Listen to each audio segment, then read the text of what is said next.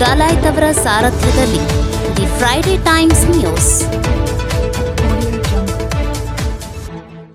ನೂತನ ಶಿಕ್ಷಣ ನೀತಿಯಿಂದ ದೇಶದ ಭವಿಷ್ಯ ಉಜ್ವಲ. ಸಂಸದ ಬಸವರಾಜ ಬೊಮ್ಮಾಯಿ. ಪ್ರಧಾನಮಂತ್ರಿ ನರೇಂದ್ರ ಮೋದಿ ಅವರು ಜಾರಿ ಮಾಡಿದ ನೂತನ ಶಿಕ್ಷಣ ನೀತಿಯಿಂದ ಮಕ್ಕಳ ಮತ್ತು ದೇಶದ ಭವಿಷ್ಯ ಉಜ್ವಲ ಆಗುವುದೆಂದು ರಾಜ್ಯದ ಮಾಜಿ ಮುಖ್ಯಮಂತ್ರಿ ಹಾಗೂ ಗದಗ ಹಾವೇರಿ ಸಂಸದ ಬಸವರಾಜ ಬೊಮ್ಮಾಯಿ ಅವರು ಅಭಿಪ್ರಾಯ ವ್ಯಕ್ತಪಡಿಸಿದರು.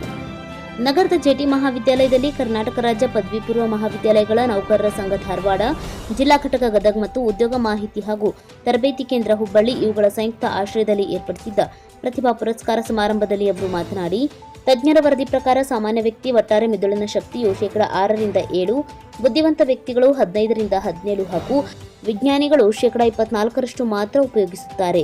ಮಿದುಳಿನ ಶಕ್ತಿಯ ಗರಿಷ್ಠ ಉಪಯೋಗದಿಂದ ಜ್ಞಾನ ಹಾಗೂ ಕೌಶಲ್ಯ ಬೆಳೆಸಿಕೊಂಡು ಜೀವನದಲ್ಲಿ ಸಾಧನೆಗೈಯಬೇಕೆಂದು ವಿದ್ಯಾರ್ಥಿಗಳಿಗೆ ಸಲಹೆ ನೀಡಿದರು. ಇದರ ಜೊತೆಗೆ ವಿದ್ಯಾರ್ಥಿಗಳು ಪ್ರಶ್ನೆ ಕೇಳುವ ಮನೋಭಾವ ಏಕೆ, ಹೇಗೆ ಎಂದು ಪ್ರಶ್ನಿಸುವುದನ್ನು ಕಲಿಯಬೇಕು. ಇದರಿಂದ ಹೆಚ್ಚು ಜ್ಞಾನ ಸಂಪಾದನೆಗೆ ಸಾಧ್ಯವಾಗುತ್ತದೆ ಎಂದು ಹೇಳಿದರು. ಸತ್ಕಾರ್ಯ ಸಾಧನೆಗೈದವರನ್ನ ಸನ್ಮಾನಿಸುವುದು ಸಮಾಜ ಸಮುದಾಯದ ಕರ್ತವ್ಯ. ಅದನ್ನು ಅತ್ಯಂತ ಪ್ರೀತಿ ಗೌರವದಿಂದ ಕಳೆದ ಹಲವಾರು ವರ್ಷಗಳಿಂದ ನಡೆಸಿಕೊಂಡು ಬರುತ್ತಿರುವ ವಿಧಾನ ಪರಿಷತ್ ಸದಸ್ಯರಾದ ಎಸ್.ವಿ. ಸಂಕನೂರ್ ಅಭಿನಂದನಾರ್ಹರು ಎಂದು ಹೇಳಿದರು.